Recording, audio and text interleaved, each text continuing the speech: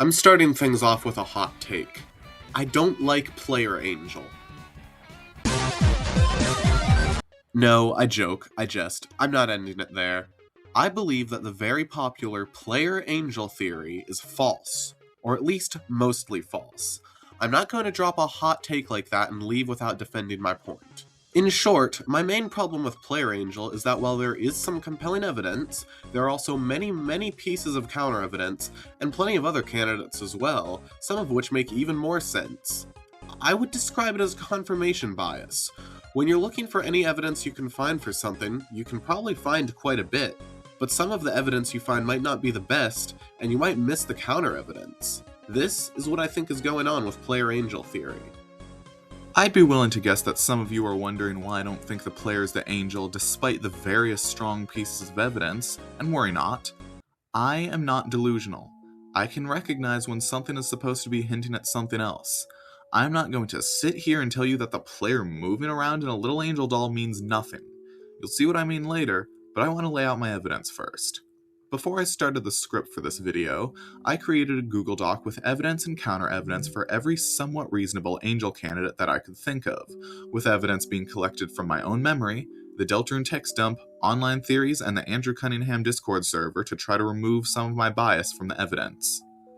Each point of evidence has a score from 1 to 10 on how good I think it is. To determine how likely I think the candidate is, I subtracted the counter evidence score from the evidence score for a final score to represent how angel-coded I think they are. Then there's another thing to consider, compatibility with other candidates. You may have heard theories where more than one character is the angel, and this score aims to account for those possibilities, considers how well it would work if, say, character A and character B were both the angel. These scores are mirrored, so if character A has a compatibility of 7 for character B, then character B will have a compatibility of 7 for character A. This video isn't just me hating on Player Angel for X amount of minutes. I don't really hate it, but I don't like how I see fewer arguments against it than arguments against Death Knight, despite Player Angel having far more problems, and I don't like how so many people seem to forget that it's just a theory and not proven at the end of the day. But anyways, this video aims to get my somewhat out there theory on the angel's identity into the public eye. I will be going through all the angel candidates that make some amount of sense to me, considering their strengths and weaknesses, which will take the majority of the video. I'll be starting with Player Angel, because I want to get my thoughts out on it first. Also, hey, before I start, could you maybe leave a like? I'm trying to grow my channel, and even if you don't agree with my theory, I leave likes on Deltarune Theory videos that I disagree with, because I still want to support the creators. I mean, don't get me started on piles of Azrael's dust, too.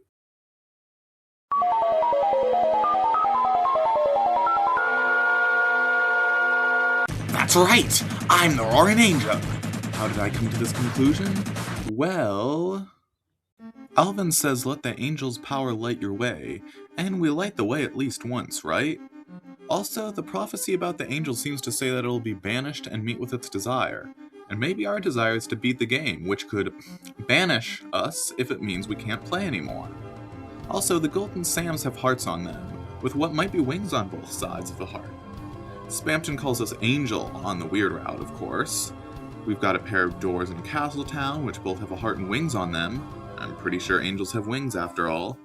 And last, but certainly not least, we have the scene in Chapter 4 where the player gets caught under an angel doll. Pretty straightforward, right? Well, not really.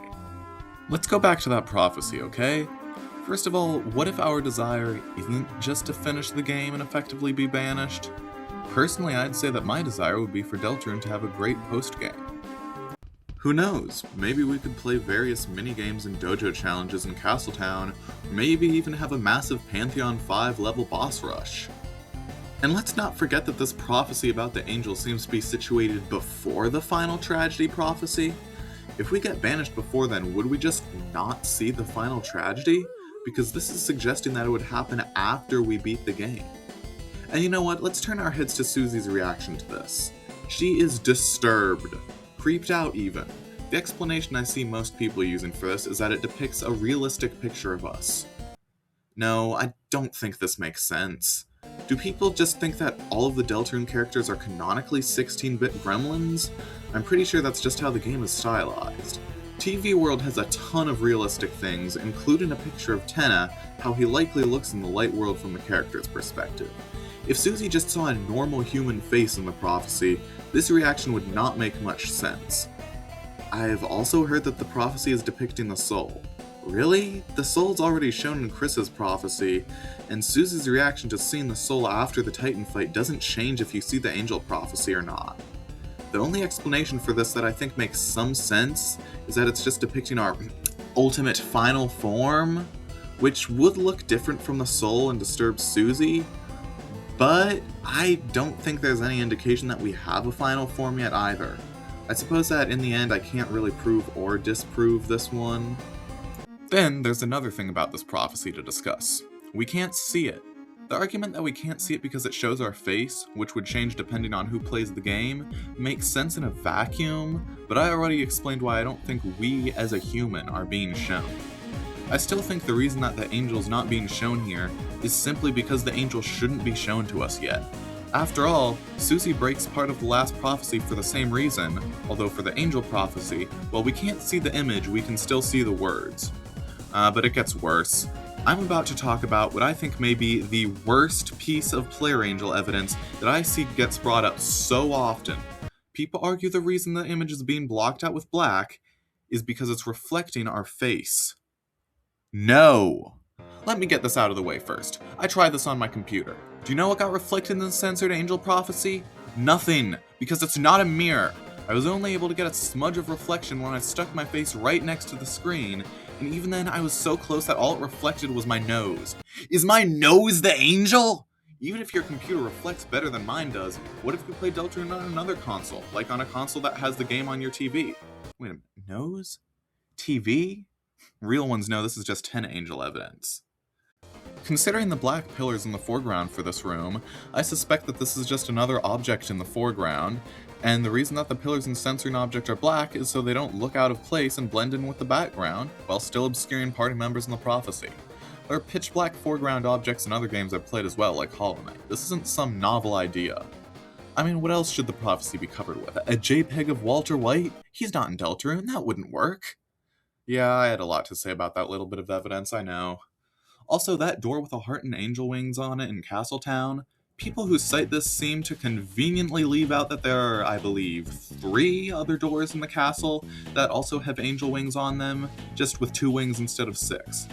Also, even if you do want to assume that this image is supposed to work as player angel evidence, the Deltarune also depicts the angel and the 3 heroes in the same image, and I don't think I've heard many people claim that the 3 heroes are also the angel. Funnily enough, I gave this bit of evidence a lot more credit before I began with this video, because not only did I not realize that other doors in the castle had angel wings as well, but I thought that the wings on the door connected directly to the heart in the center. As you can probably tell, if both of those things were true, I would be treating this with a lot more respect. As for what I think the heart means, my best guess is that the door leads to the Grand Fountain, which is why it has more wings around it than the other doors, and the heart represents our ability to seal it. I admit, this explanation certainly isn't perfect either, as I don't believe that we'll have to seal the Grand Fountain. Still, perhaps on a route where things get weirder, things might change. After all, the weird route has an emphasis on getting stronger, and sealing fountains certainly makes party members stronger. Just a thought though, I don't think we'll have enough evidence to make this definitive. Let's move on to another problem I have with Player Angel. We're kinda weak. Oh yeah, the fandom loves to joke about the Knight, or Chris, or King, or the Titan being frauds, but I think the real fraud is us. Chris is able to throw us into a birdcage, lock us in a bathroom cabinet, stuff us into some couch cushions, toss us into a present box, and hits us so hard with an undodgeable hockey puck that we get knocked out of the air. And of course, outside of Chris clowning on us so hard that we look like a Silksong fan in 2023, we shatter into pieces if we lose to basically any enemy that's trying to kill us. And we don't show many powers outside of glowing brightly, possessing Chris, and sealing fountains. The whole saving system doesn't even seem as diegetic as it was in Undertale. And for when it does seem more diegetic, it doesn't even seem like we're the one controlling it. I know I'm kind of underselling us here, but if we were, and I cannot stress this enough, the literal god of Deltarune, I think we would be able to do a bit more than that. But that's not the biggest problem I have. Remember those lyrics to Raise Up Your Bat that I referenced at the start of the video? These are the first lyrics in a very lore-heavy song, and people just don't care? Who would this be referring to besides us? It's not a demon's heart, the heart of a demon. It is a demon heart, a heart that is a demon. This line is kept very intact when translated into Japanese as well. Who would the demon heart be besides us? And if you thought that was the end of it, not at all. Chris and Caddy tried to summon a demon. A pop-up ad that Chris can click on advertises demon summoning classes for teens. And of course, we have our good old pal, Wing Dingaling Gaster, our pal, who just so happens to be associated with a certain number. What else does this number symbolize, I suppose? Oh my goodness. Yeah, we have Gaster with his many devilish ties and us. If we're the angel, why are we so chill with this guy? You know, I can't help but think that it might make a bit more sense if we're a demon. In fact, I wouldn't be surprised if Deltarune did a morality swap, if you will, with unholy things being good and holy things being bad, instead of how things work elsewhere. Now, I do think it's important to note that with all of the evidence against Player Angel, it still has plenty of evidence for it that doesn't really have any issues at all. The main thing here is the player being stuck in an angel doll in Chapter 4. There are a couple points against this I made, although I don't think either of these points make that much sense. This is a red herring, just like the katana that Carol has in her kitchen. Both of these have a lot of emphasis on them and are both out in the open, which is typical of red herrings. Or this is meant to symbolize something else. We don't literally become an angel here, we go inside of an angel. We also go inside of the Titan in Chapter 4, and the Titan sure looks like an angel. Maybe this is just foreshadowing that? Yeah, no, I'm not confident in either of these points, and these are just the kinds of things that I would say if I hated Player Angel for real. However, I have another explanation instead of these points. What is it? Okay, so hear me out. We're the angel. Sometimes. But not usually. Okay, I'll get back to this in this video, don't worry. But this section has gone on for long enough, so let's move on to another candidate, alright? It'd be nice if you could subscribe if you're enjoying the video so far, it would help me out a lot, especially if you want to see more from me. I also heard that there's some hype feature that got added recently to help boost smaller channels. I think it's supposed to be mobile exclusive or something like that. But if you're able to hype, that would be very appreciated if it's possible to use on this video.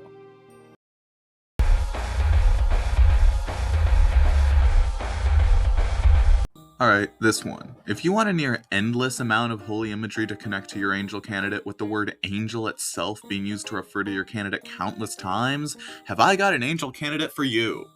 Not only that, but this possible angel comes free of all the demonic imagery that's a big part of what makes Player Angel so flawed in my book.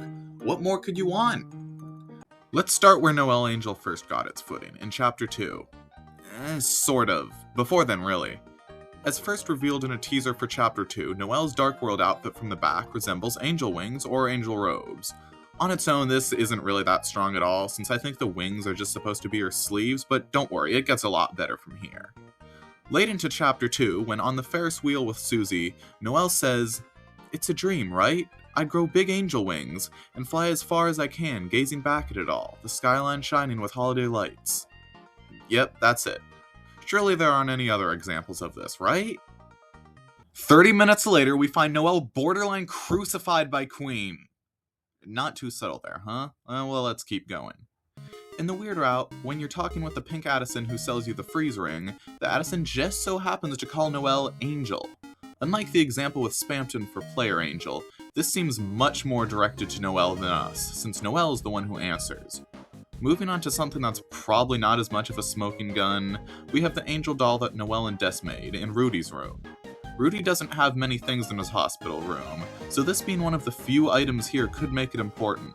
Noelle isn't the only one who made this angel doll though, someone else did. But we'll get back to that.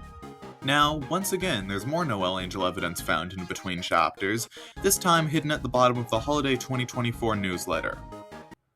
When it snows, me and my sister and everyone have a contest to make the biggest snow angel of all. We lie on the ground and spread out our arms, and wave them until we get a shape just like us. I'm the smallest, even smaller than Chris, but I don't lose, because after we stand up to look, Des always tells me, "Hey look, Ellie, yours has more underneath," and pushes away all the snow I couldn't reach, so I have the biggest wings of all. I wish it could snow whenever I wanted. Well, that sounds important. Did we all just forget about it? I even forgot to include this in the evidence list until someone pointed it out, and yet, This is huge. As one person put it, it's final boss coded. Those lines at the end are particularly chilling. Before we move on to the evidence from Chapter 4, let's talk about some counter-evidence brought about by Chapter 4.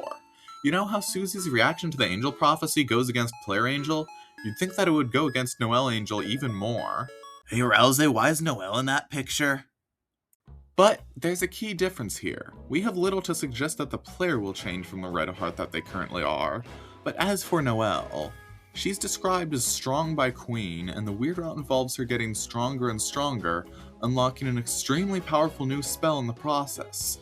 And in the Ferris wheel scene, she says that she'd grow giant angel wings, which might just be a hint to her eventual transformation. I think that this might not hinder Noelle Angel as much as it does Player Angel. Okay, moving on to the next chapters. Hey Noelle, what are these wings in your closet for? They're from when I was the Angel! in the holiday pageant, but I liked them so much I just kept wearing them. So Noelle wore angel wings frequently when she was much younger. Remind you of anyone?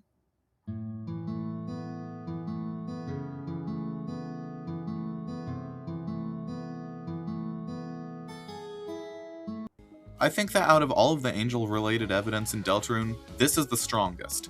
The parallel between Noelle and Chris here is just about as clear as it could possibly be. This works both as strong evidence for Noelle Angel and strong counter-evidence for Player Angel. I really just can't see how someone could argue that this just isn't intentional or doesn't mean anything. Chris wore demon horns as a kid and they seem to be possessed by a demon, don't they? And Noelle wore angel wings as a kid, so that begs the question, what's going to happen to her? If Chris is being possessed by a demon, could Noelle get possessed by the angel? I mean, is there any evidence that something like that could happen? Well, maybe something like this has already happened, to someone very close to Noelle no less. That's right, I'm talking about...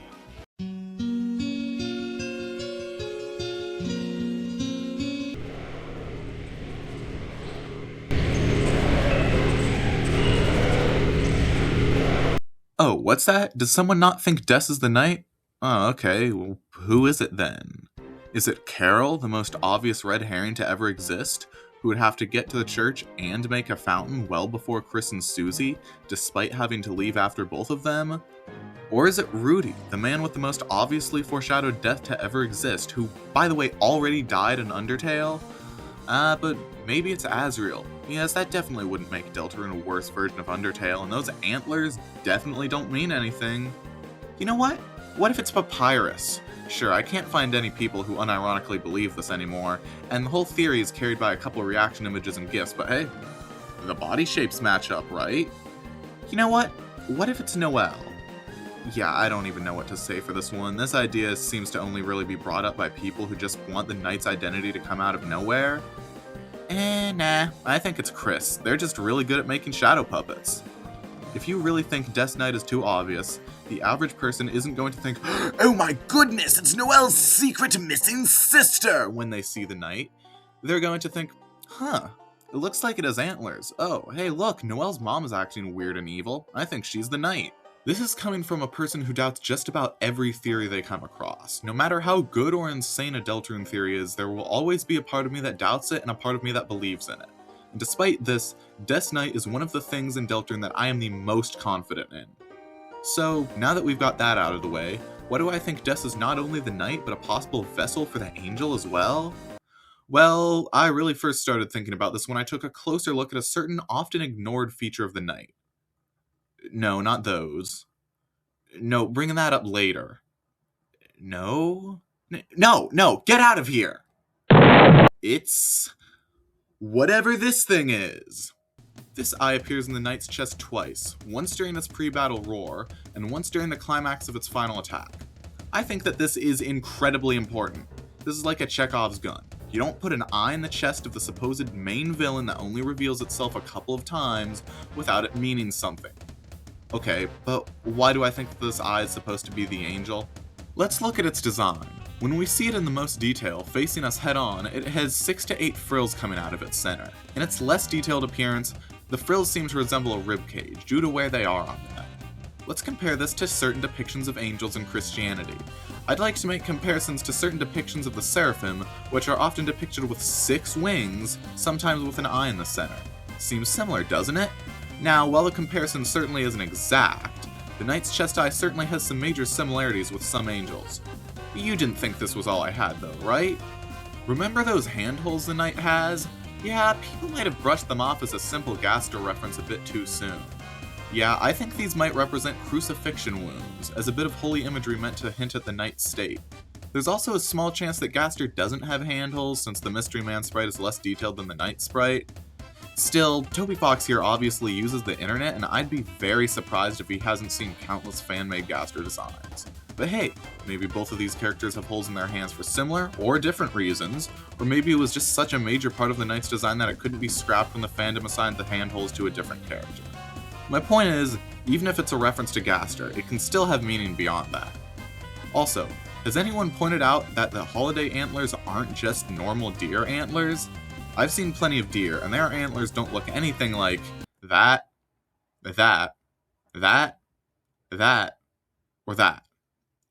Deer antlers also grow more prongs with age, and I do not think that all of these characters are the same age. You know what I think that these antlers do look like?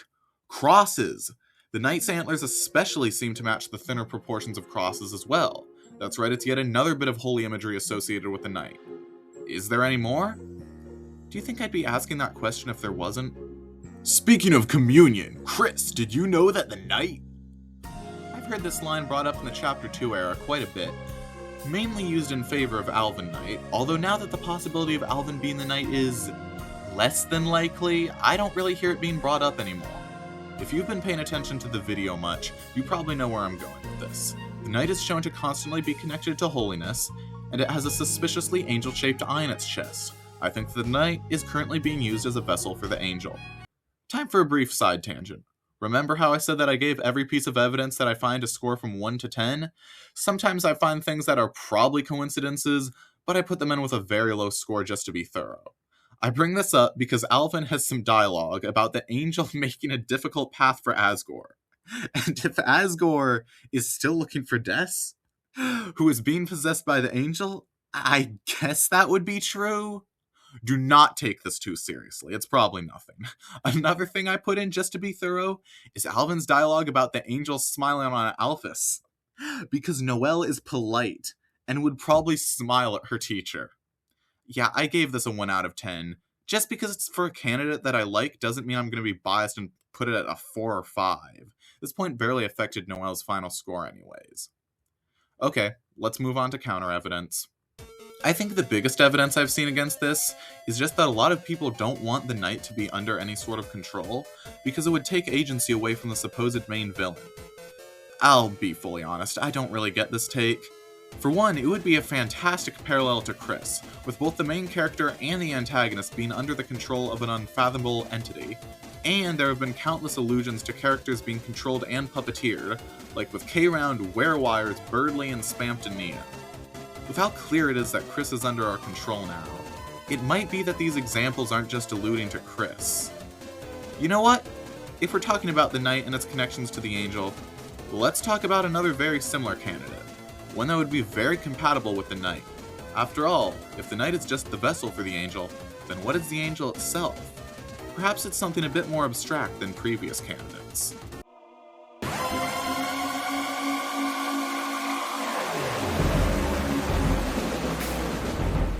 This is another one that seems to have a large amount of evidence that people don't think about. Let's start with a good, solid piece of evidence, shall we? When approaching the fountains in chapters 1 and 2, a song called Wait, it only plays in the first 2 chapters? Huh. Okay.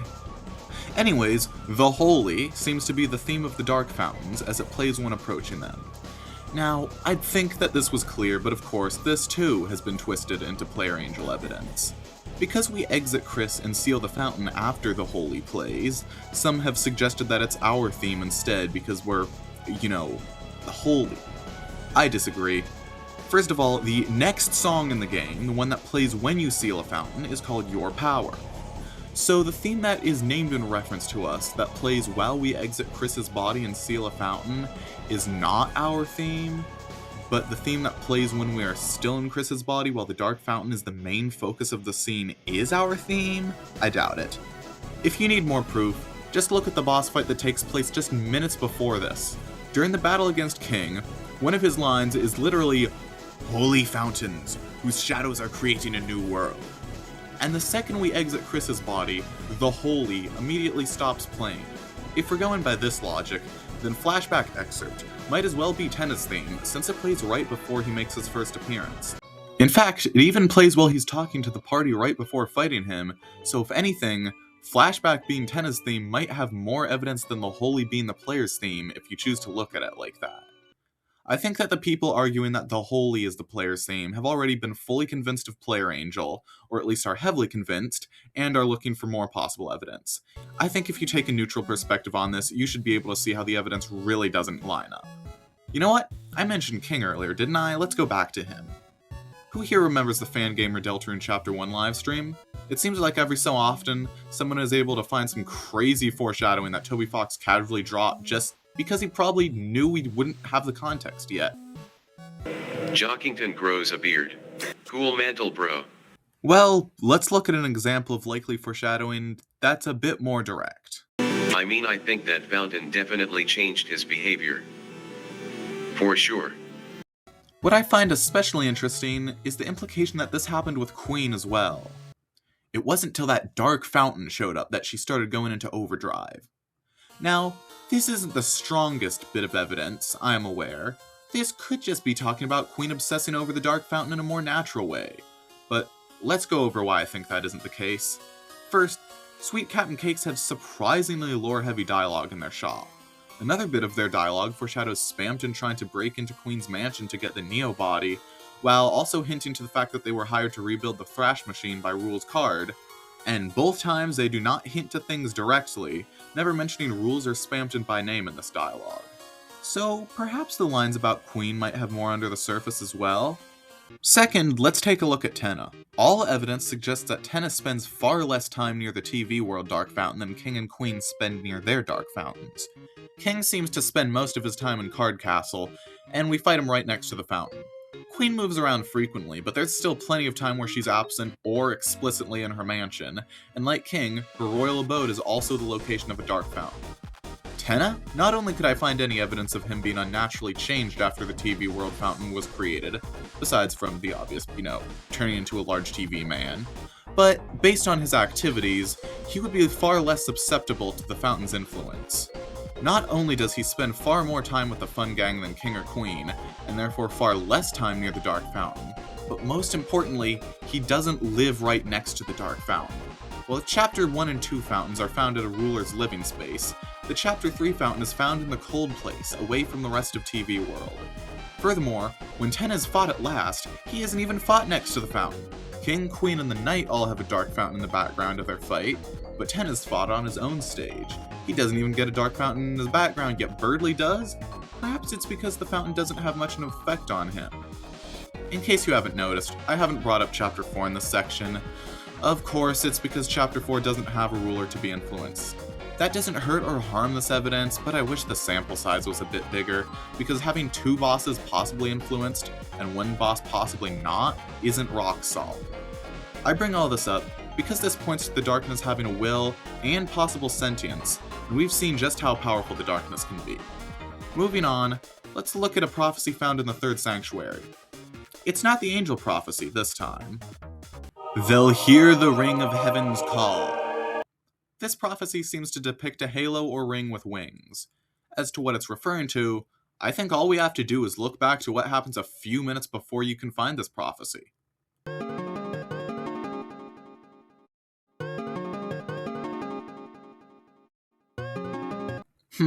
As Rousey says, it's calling them. Rousey specifies that it's calling us, meaning that the they in the prophecy is likely of the plural form. Also, they'll hear the ring? The Dark Fountain is quite literally calling the Fun Gang with the ringing of bells. With the they, hear, ring, and call parts covered, all we have left is the heaven part. Once again, we have ties with darkness and holiness. Interesting. Now then, let's talk about a certain elephant in the room. The Titan. As you may have noticed, the Titan is riddled with angelic imagery. It is covered in angel-like wings, emerges from its fountain at the end of the first Titan climb segment as a single eye that sprouts 2 wings, one at a time, and the white spheres that rotate around its fountain seem to resemble halos. Also, it feels like I'm the only one who notices this. I think the Titan's theme might have the holy motif, although somewhat altered.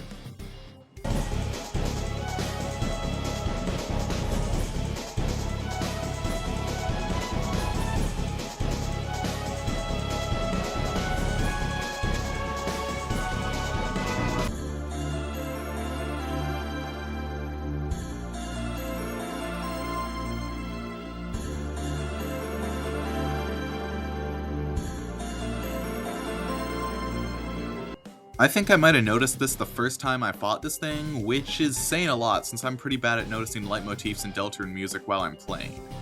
It might have just been confirmation bias since its angelic appearance may have caused me to listen for things resembling the holy while playing, but I don't know. I talked with one other person about this and they thought it was supposed to resemble part of From Now On. Take a listen.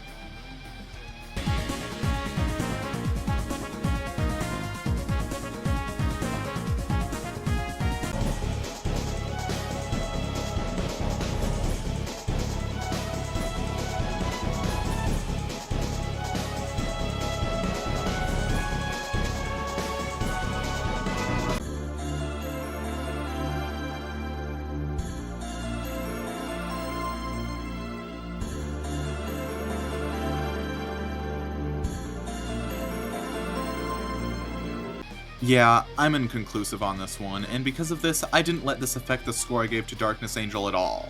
But if someone more well-versed in music and music theory could give me some feedback on this, that'd be great. Moving back onto non-musical things, let's take a look at the Titan spawn. Not their designs, but one of their acts. Banish.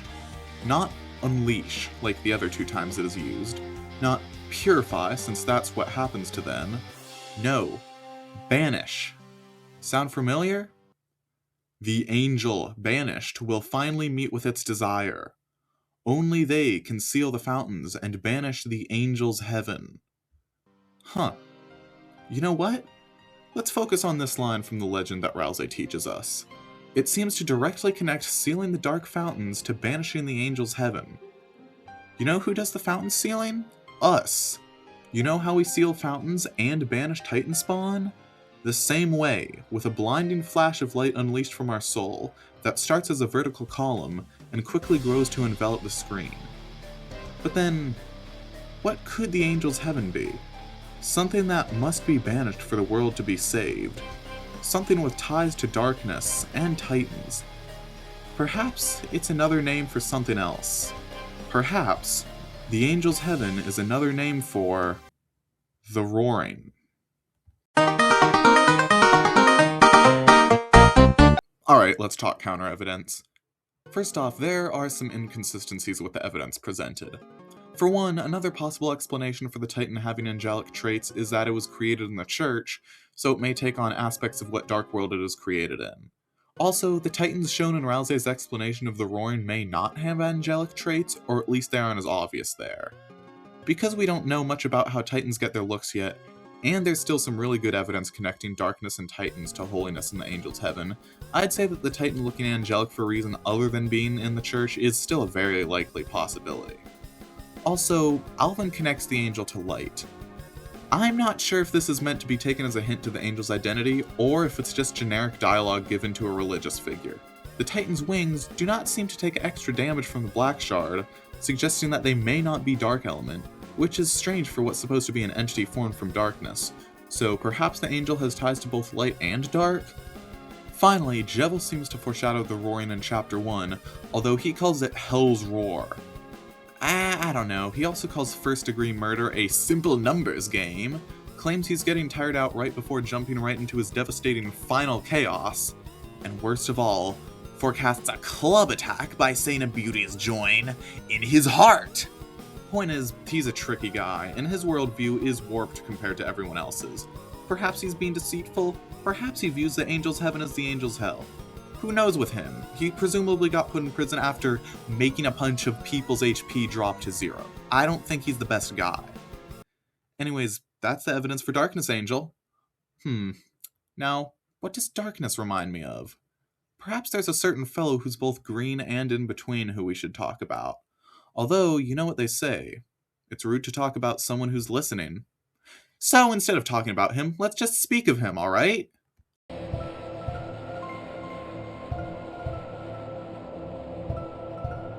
Alright, if you're a big fan of this one, I'm afraid I might sorely disappoint.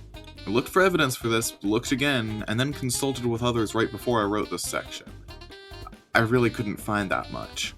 Remember how I brought up the compatibility score earlier? These next few candidates are kind of carried by them. To put it simply, all of these candidates have good connections with a much better angel candidate, which means that both candidates being the angel at the same time would have little issue, and thus these candidates having not much in terms of evidence might not harm them as much. However, I think that direct evidence is so much better than, oh, this character is connected to someone who might be the angel, so the segments for these next few guys aren't going to be as long. Where were we? Oh, right, Gaster. Gaster Angel is definitely carried by his connections to darkness. You know, entry 17, dark, darker, yet darker, all that.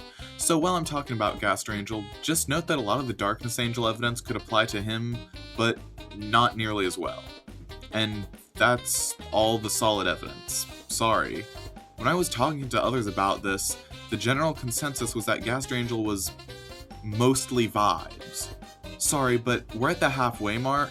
We're gonna need a bit more than vibes, in my opinion. You know what? While we're talking about the halfway mark, let's talk about this line from Gaster. My Deltarune. Many people have taken this to mean that Gaster was the one to make the prophecy, and hey, Caddy says that it's the angel who has the prophecy. I think that what goes against this the most is a certain Gaster tweet from before Chapter 1. Let's take a look, shall we? I look forward to creating a new future with you. Let's look at another.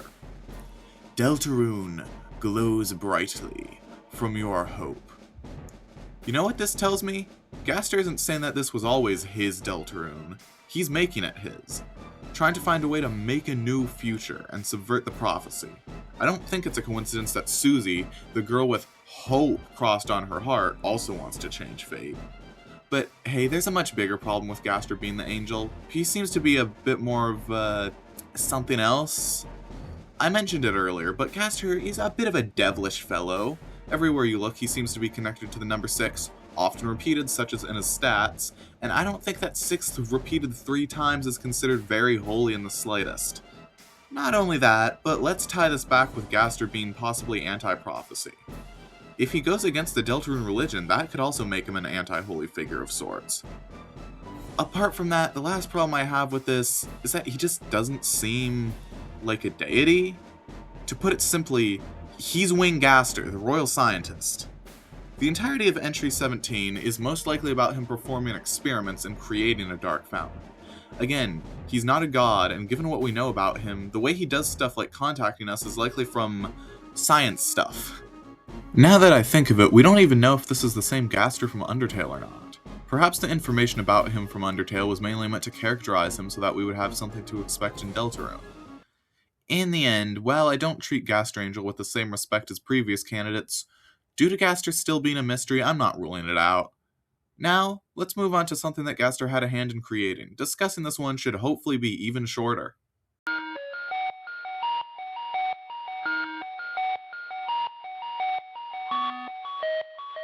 Yeah, I don't believe this one. This is kind of just Player Angel if it was worse. The only way I could see this working is if the Vessel and the player are both the Angel, but most evidence for Vessel Angel could just be interpreted as Player Angel evidence. The big argument for Vessel Angel I've seen is that the Angel doll in Rudy's room, it doesn't have facial features. Okay, how many other candidates have we mentioned without facial features? If we're the soul, a red heart certainly doesn't have a face. The knight has a visor that morphs and shifts, and the darkness is such an abstract, intangible concept that I struggle to see it having a face. As for the only other plausible evidence I could find, remember how I brought up us moving around in the angel doll in Chapter 4? Well, what if it's because the angel is the vessel, because we're using the angel doll as a vessel? Look, this is coming from someone who does not fully believe in Player Angel as shown earlier, but I think that taking this scene as anything other than player angel evidence required some crazy mental gymnastics. The issue with Vessel Angel is similar to Gaster Angel. We're around halfway through the game. If the vessel was the angel, I would expect much more pointing to this, similar to what we see from the first 4 candidates. Also, in terms of counter evidence besides these other theories are better, the vessel was created at the very start of the game and is shaped by us, or at least that's what's being implied. I think that the vessel's importance will be largely connected to us in some way or another, not as the final boss of the game. I mean, how can something that was seemingly created 3-something days before Chapter 4 be the god of Deltarune? Come to think of it, that's kind of a problem for a few of these candidates. Even if they weren't literally born yesterday, all but Darkness Angel really fall short of being godlike. You know what? Let's get into our final serious candidate, shall we?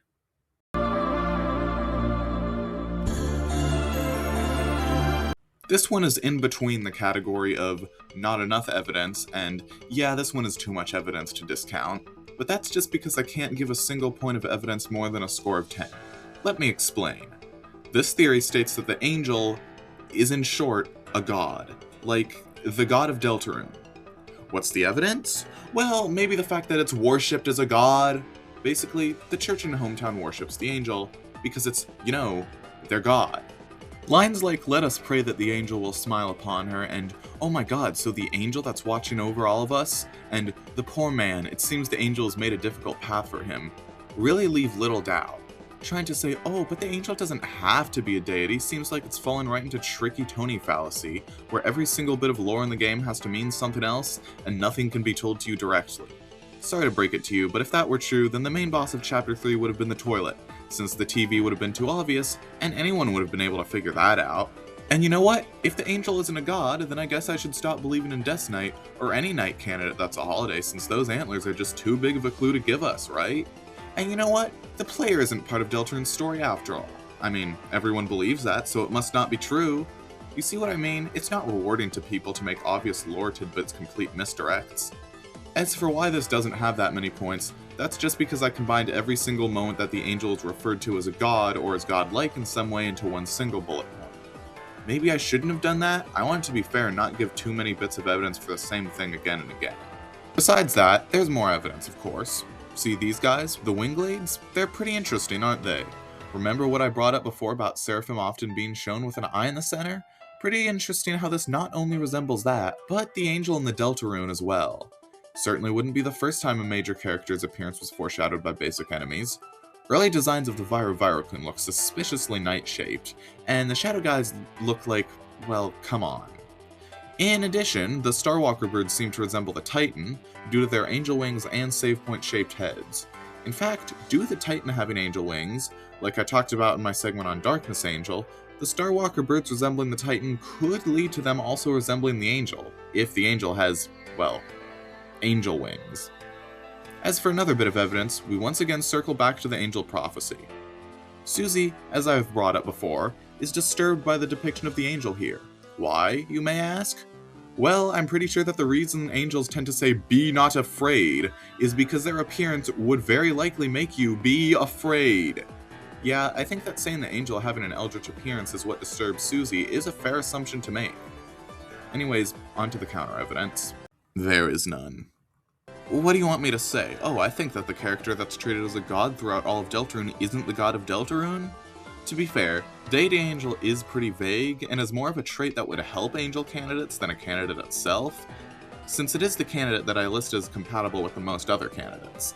I put it on here because a lot of people seem to forget that the angel isn't just some important character, but is, again, the god of Deltarune. And that's all the candidates that I was able to find some amount of solid evidence for. What? I still have one more? That's weird. I thought I only had 7. What could it... No. There's no way this has any evidence... Oh, Tennis says that Toriel is sleeping like a little angel. And he also puts her on top of a Christmas tree where an angel would go. Impossible! Can it be? The answer was in front of us this whole time! How did we miss that? Wait, is that a 9th angel? No! Impossible! Alphys says that her kitty, Mew Mew, is a perfect angel! And some of the cat petter's cats have super holy angle wings! And just like how this is the 9th angel candidate, Friend is the 9th cat? I think? I can't be bothered to fact check this right now? Okay, let's stop the bit. I don't think that either Toriel or cats are the angel in Deltarune. I just brought these two up because while I was using Control F on the Deltarune text dump website to look for the word angel, I ended up finding this stuff. I'm not about to tell you that these two random characters / concepts are the angel because they're associated with angels a couple of times. What did I say, like, a few minutes ago? We're around halfway through the game. If the vessel was the angel, I would expect much more pointing to this. Yeah, that.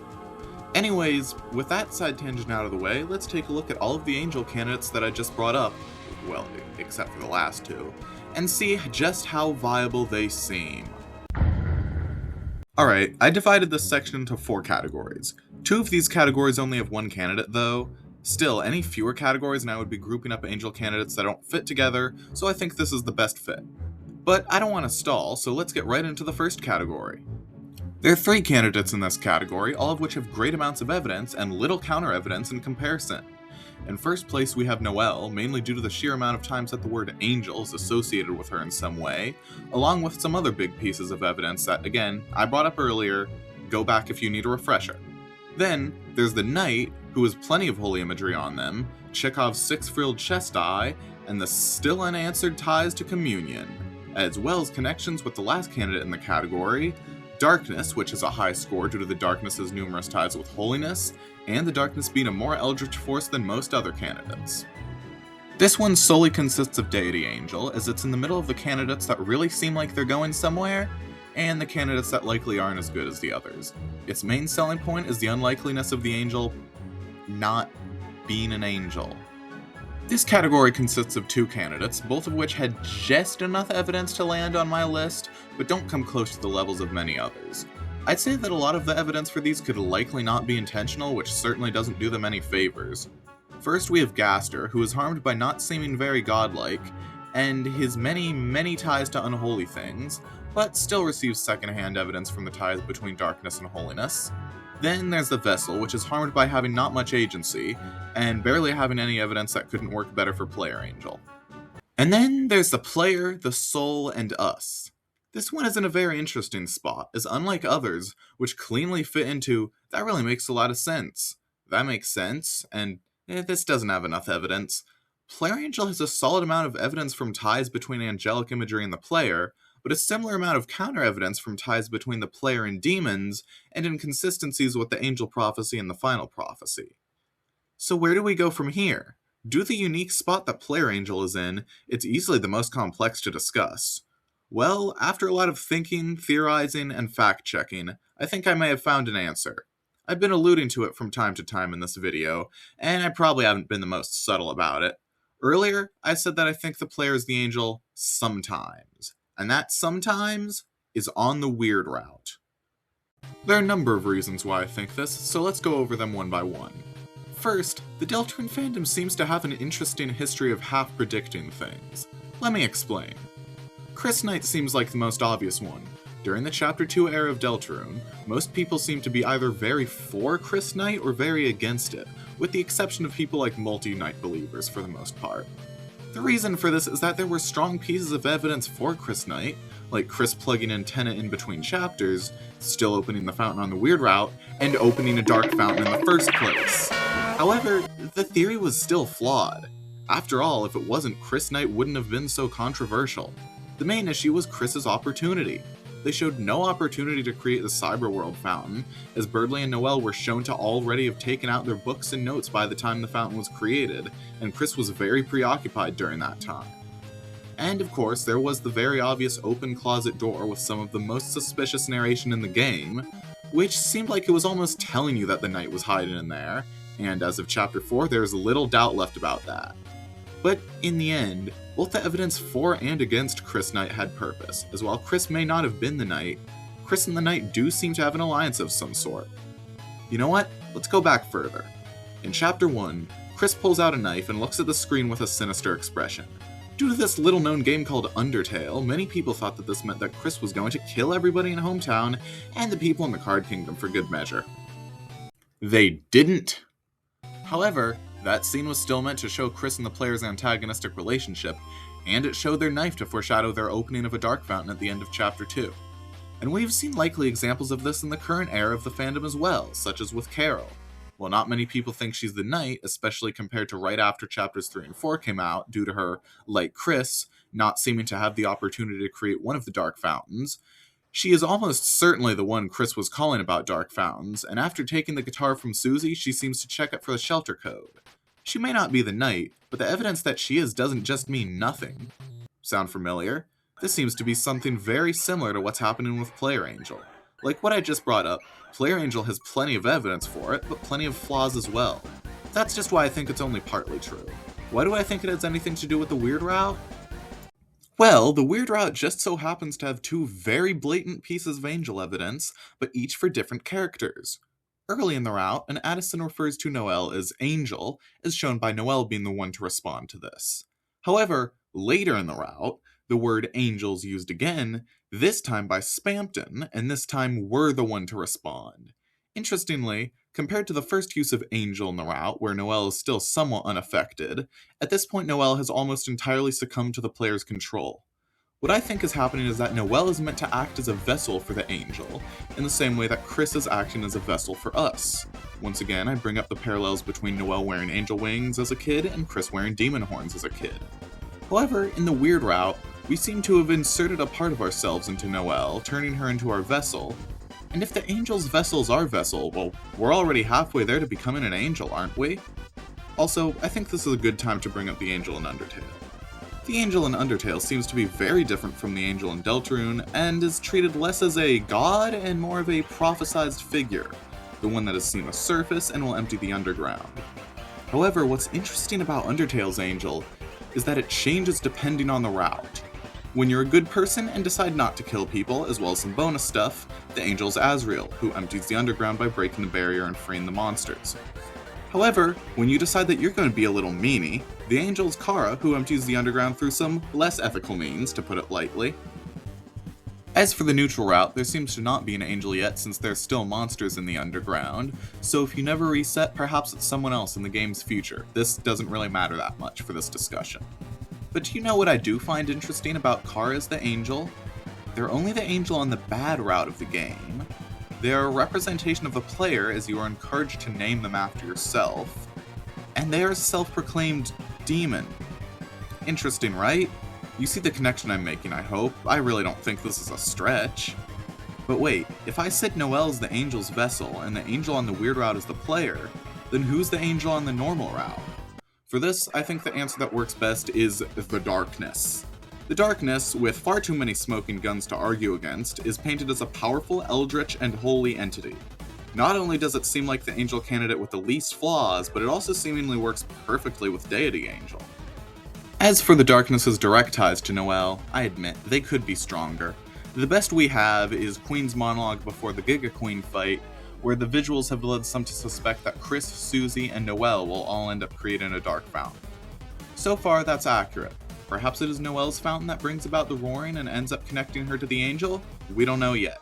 That being said, an interesting thing to note is that Chris creates a Dark Fountain in Chapter 2, and Susie creates a Dark Fountain in Chapter 4. Perhaps, if this is start of a pattern, which it very well could not be, Noelle would create her Dark Fountain in Chapter 6, perhaps near the end of Chapter 6, which would, in my opinion, be a perfect time for the roaring to start. What I'm saying is that we have a lot of connections between Noelle and the Angel, and a lot of connections between the Angel and Darkness, but we don't have much connecting Noelle and Darkness. Still, I think this is very compelling. I think Noelle being the Angel's vessel would make a lot of sense given the evidence. But there's still another great candidate I've yet to mention. What do I think is going on with Des? Well, as I said before, I think Des may be the Angel's current vessel. Perhaps the eye in the knight's chest is meant to represent the Angel's control over it, or perhaps it's a fragment of the Angel's true form. Well, these are just ideas I came up with off the top of my head, I'm spitballing here. The knight, of course, has plenty of ties to darkness and holiness, and if the angel's heaven is the Roin like I theorize, then perhaps the knight's goal is to bring about the Roin to free the angel. Although with Des and the angel fighting for control, the knight is unable to instantly cause the Roin when it chooses.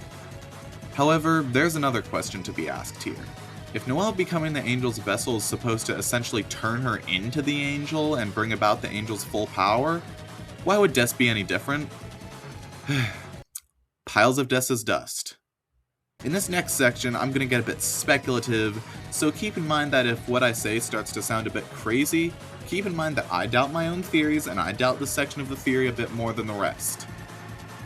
All that said, look, I might despise the Piles of Azrael's Dust theory, and especially Piles of Azrael's Dust 2, but the concept of Lightners being revived by dark fountains is already canon, and I suspect that Gerson may be foreshadowing the Knight's origins, not Ralse's. For one, we have far more reason to believe that Des is dead than Azrael, since while Azrael's supposed to be away at college, pretty good alibi, Des went missing years ago, likely in the Evil Darkness shelter. That being said, it's obvious the Knight is very different from Gerson. Gerson is only able to appear in the first and third sanctuaries, while the Knight is not only able to appear in those two dark worlds, but TV world and, the light world. However, let's highlight another difference between Rouse being Azrael's dust and the Knight being Des's dust. As far as I can tell, Pile's theory has no explanation for how Rouse is able to go to every dark world that we can see, but as for the idea of Des being dead, I do have maybe an explanation. If the angel's the source of darkness and is currently inside the Knight's chest to an extent, that would show how the Knight is able to keep its form no matter the dark world, as well as in the light world, and how it is able to create fountains as its dark powers could maintain the Knight's form. Also, the Knight's armor and weapons seem to be made out of the same material, and the black shard that breaks off from the black knife does not change form in the light world, meaning I think it is highly likely that the Knight itself does not change form in the light world. But again, however strong the Knight may be due to the Angel's power, it's still not enough, as the Angel does not have a true vessel and is merely trying its best to puppeteer a reanimated corpse. Thus, in this hypothetical scenario, the Knight is not the Angel's permanent vessel, simply a stepping stone, ready to be used up when the moment arrives. Let's continue with this hypothetical scenario, describing how something like this could go down. Again, I'm putting this at the end of the theory, since whatever I describe will almost certainly not be one-to-one, but I wanted to get specific just for fun. Don't take this as fact. What I'm trying to say is that this is a Jello knife scene. Accidentally stabs their beloved older sibling. Chris, Susie, Rouse, and Noelle enter the shelter in Chapter 6, and at the end, confront the Knight. After a long battle, the final blow is dealt, and the Knight is slain. Noelle is likely distraught, since not only is her sister dead, but Rudy's probably not making it to the end of Chapter 6 either. In an act of desperation, whether by her own choice or by the influence of something else, she creates a dark fountain in the dark world, hoping that perhaps it could bring Des back again, but something else happens. The dark fountain engulfs her, and the Angel claims its vessel, as the roaring begins. Yeah, let's be real, how much of that is actually accurate? Maybe I'm totally off course and something completely different happens, or maybe it's even crazier than I expect. I don't know. I admit, the last couple minutes of speculation have been mostly a shot in the dark, mostly because if any of this is right, I will feel very cool. That being said, the exact sequence of events isn't what I think you should take away from this video. So what should you take away? As I have shown in this video, I think that the Angel in Deltarune is a god with power over darkness and dark worlds, and the Knight and Noelle are both heavily connected to it, with the player usurping the Angel on the weird route and taking its place, in part by stealing its vessel. I tried to have this answer address every major Angel candidate apart from Gaster and the Vessel, because those two do not seem as likely as all the others. If one of them is the Angel, I expect a lot more evidence in the next couple chapters. As for the more vague conclusions that I came to, I believe that Noelle, Des, and the Darkness are all very good Angel candidates. The player has similar amounts of pros as it has cons, Gaster and the Vessel seem to be less likely, and the Angel being a god in some way seems fairly obvious. Also, I think the Angel's probably the final boss. If we have to save the world by banishing the Angel's heaven, this seems like some pretty straightforward logic. I wanted to make this video for a while, since the Angel is one of the parts of Deltarune that has fascinated me the most. This is by far my longest video yet, and I've spent a lot of time on it, so supporting this video would be very helpful. I really just want this to do well. Of course, I don't just want this video to do well, I want my channel to do well. I usually post shorter videos and live stream in between my longer uploads, if you're interested. I should also have my Blue Sky linked in the description. Before this video ends, I'd like to share why I made this video. I admit, I do have some bias towards the player not being the angel because I want to fight the angel. I think angel-like final bosses are cool. If I made a video game, the final boss would probably be angel-like. However, I tried my best to not let that bias get in the way, since if I did let it get in the way, I would probably think that every piece of player angel evidence was nothing but a red herring. However, a big part of why I made this video was because I didn't see enough discussion about the angel, since so many people just seem to think that it's the player, and seeing more people saying that the knight isn't Des than people saying that the angel isn't the player didn't feel right to me. Since, as you saw, player angel has a lot more flaws than Des Knight, and has better competition as well. It feels like it's gotten to a point with a lot of people that they don't want to admit the problems that player angel has, but they're willing to claim that just about anything works as player angel evidence. This goes against my theory crafting approach, as if you ignore all the evidence against something and use anything that you can find as evidence for something, your theory might not be that good. I mean, there's probably a lot of player angel evidence that I didn't bring up in this video just because it didn't sound very good at all. I mean, just as an example, when the trailer for Deltarune Chapters 3 and 4 released, many people thought that the Titan shown at the end of the trailer was the angel, and some claim that because the heart in the Deltarune title was in the same place as the angel, it was player angel evidence.